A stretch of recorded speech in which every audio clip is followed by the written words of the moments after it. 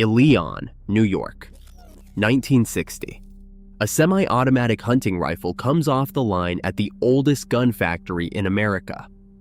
Over the next 20 years, 1,433,000 more follow it out that same door. More than any other American sporting autoloader ever built.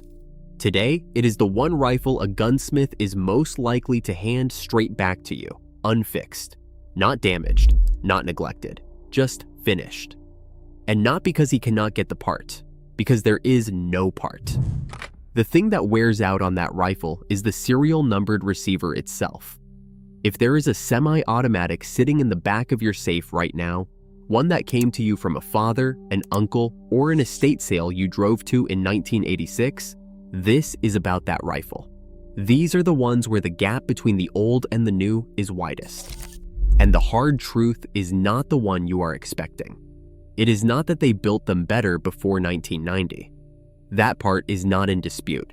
The hard truth is that what your rifle is worth in 2026 was not decided in 1960 or 1970 or by any man who ever fitted a stock.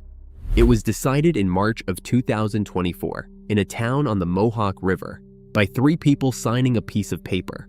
Start with the rifle that made all of this possible. October 16, 1900, John Moses Browning is granted a patent on a self-loading rifle. He sells it outright to Remington. Production begins in 1906. For 5 years, it does not even have a model number. It is simply called the Remington Auto-Loading Rifle. In 1911, it becomes the Model 8. It is a long recoil action. The barrel and the bolt travel backward together, locked, and then the barrel comes home alone. It is heavy. It is complicated.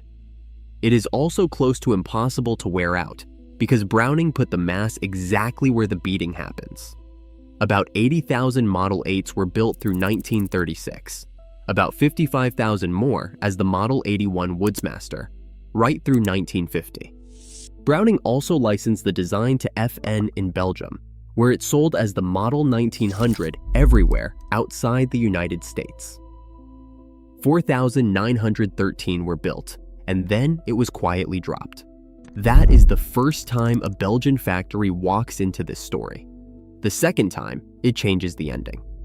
On the 23rd of May, 1934, a former Texas Ranger named Frank Hamer sat in roadside brush in Benville Parish, Louisiana, holding one of them chambered in .35 Remington. That is the company this rifle keeps. Now here is the part that matters to you in your house this week. A Model 8 that has not moved since Eisenhower can almost always be brought back. The springs are simple. The extractor is simple. Men still cut those parts on a lathe in a home shop in Pennsylvania. Steel can be inherited. A spare part cannot. Hold on to that sentence. It decides everything that follows. 1961. Winchester answers.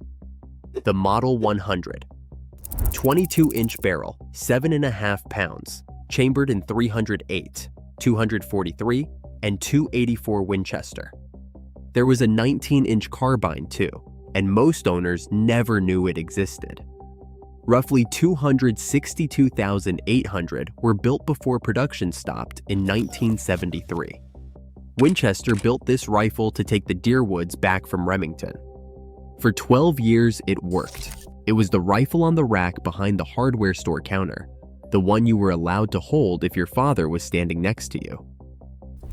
Then came July of 1990, and Winchester issued a recall on every rifle it had ever shipped. Every rifle in this story was fitted by hand in a building that does not make rifles anymore. If one of them came to you from a father, an uncle, or an estate, subscribe and put the model in the comments with where you are watching from. Half the videos on this channel started as somebody's comment. And the decision that set the value of your rifle did not happen in 1960. It happened in 2024. The firing pin was breaking from metal fatigue and lodging in the face of the breech bolt. A pin stuck forward means the rifle can fire before the action is locked. Winchester replaced them free of charge, and it did the right thing quickly, which is more than several companies in this story managed. Here is the identifying mark, and it takes 10 seconds. Open the action on a Model 100 and look at the inside top of the receiver. The shops that performed the recall stamped a single letter there when the work was done. AB for Bolsa, and L for Lefevre, and N for New Line. No letter means the work was never done, or nobody can prove it was. That is not a cosmetic issue. It is the difference between a rifle a serious buyer will bid on and a rifle he will walk past, and it is not something you can fix with money. Which brings us back to Ilion. 1960. The Model 742 Woodsmaster. Gas-operated, walnut-stocked, side-ejecting, and priced where a working man could reach it. It shared its action family with the 1100 shotgun, and Remington sold it by the freight car. 1,433,269 of them through 1980. If you hunted whitetail in Pennsylvania, Michigan, or upstate New York in the 70s, you did not have to look for one. There was one leaning in the corner of every deer camp in the state, usually with a 4-power scope on it and a strip of black tape over the muzzle. And every single one of them carries the same flaw. The bolt has multiple locking lugs, and those lugs lock directly into the receiver. Fire enough rounds and the rails those lugs ride on begin to peen, gall, and gouge. The bolt starts to batter, feeding goes rough, extraction goes rough. On almost any other rifle, the worn part gets replaced. Not here. On a 742, the worn part is the receiver, and the receiver is the gun. It carries the serial number. There is no over-the-counter fix, and there never was. So do this. Pull the bolt back, lock it open, and look down inside at the bright, ridged, or hammered flat at the rear end tells you the rifle is finished as a hunting rifle, whatever the bluing looks like from the outside. By now, you have the rule. The old ones last, the new ones do not. That rule is correct, and from here, it stops being enough. 1966. Herstal, Belgium. A team of designers at FN, led by a man named Marcel Olinger, is working on a project filed under the name Carbine 66. It launches in 1967 as the Browning Bar. Built in Belgium at first, with final assembly moved to a new plant in Viana, Portugal, in the early 70s. One design decision separates it from everything Remington did. The bar's rotary bolt does not lock into the receiver. It locks into an extension at the back of the barrel. The wear goes into a barrel assembly, which is a part, not into the serialized frame, which is the gun. That is the whole video in one sentence, and it has nothing to do with which decade the rifle was born in. The proof is that it never stopped. The Browning Bar is still in production in 2026 as the MK3. 59 years unbroken, which means a rifle a man bought in 1971 off a rack in a sporting goods store sits in a family that can still walk into a shop today and order what it needs. That is not sentiment. That is a supply chain that never got interrupted, and it is worth more than any amount of hand-fitting. Remington had no such thing. Remington tried twice more. The Model 7400 in 1981 with a redesigned gas system. The Model 750 in 2006. Discontinued in 2015. 2 more attempts. 34 years.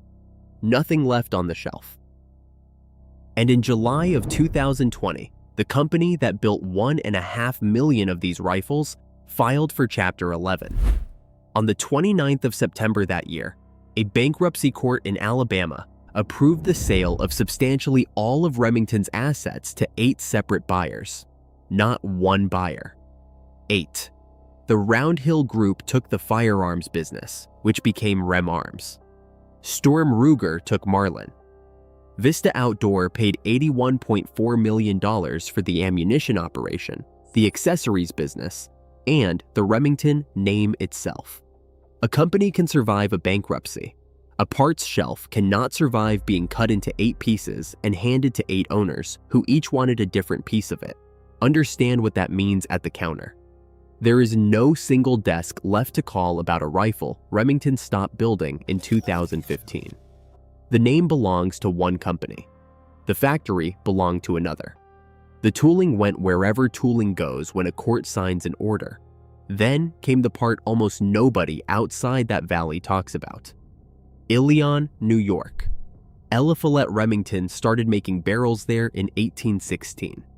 It became the longest continuously operating gun factory in the United States.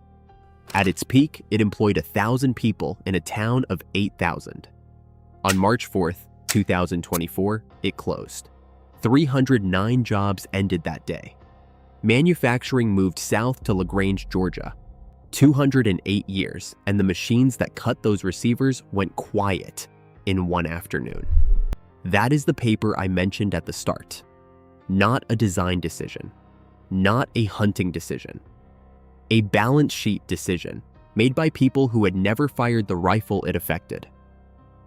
Now let me say the thing that gets me arguments in the comments. The modern rifles are better rifles. A Bar Mk3 out of the box with a modern barrel and a modern trigger will outshoot a 1965 742 that has been shot loose, and it is not close. The steel treatments are better. The tolerances are better. The triggers today would have been custom shop work in 1970. I am not going to pretend otherwise, and I would not trust anyone who did. But being the better rifle and being the rifle worth keeping are two different measurements, and only one of them is decided by the rifle. The other one is decided by a stranger. It is decided by whether the man who owns the lathe in 2040 can still get a bolt, a barrel, or an extractor for the thing you left your son. So before you sell anything or clean anything, check 3 things. First, do not refinish it. A re-blue on a pre-war Model 8 softens the roll marks, and the roll marks are most of what a collector is paying for. That is not reversible. Second, original beats restored every single time. The factory magazine, the factory butt plate, the factory sights. A Model 100 with its original parts and that recall letter inside the receiver is a different animal from one that has been pieced together. Third, make the rifle agree with itself. Barrel date, receiver, wood, and finish should all tell the same story. When they do not, a buyer assumes the worst, and he is usually right. Here is what I actually believe after all of this. Age never made any of these rifles valuable. Serviceability did. Every single time. Go and stand on the bank of the Mohawk River in Ilion today. The brick buildings are still there. The name is still on them. And the machines that cut those receivers are gone, and the men who ran them have scattered, and nobody is making another one. Steel gets inherited, parts do not. So before you clear out that safe, actually open the action and look. And tell me the semi-auto you let go of and still think about. One last thing. This video was about the rifles the parts shelf left behind. There is a second list, and it runs the other way. 14 semi-automatic hunting rifles that are quietly becoming priceless in 2026, and the exact reasons you should never donate them. Same shelf. Opposite outcome. It is the other half of what you just watched. That video is on the screen right now. Click it, and I will see you inside.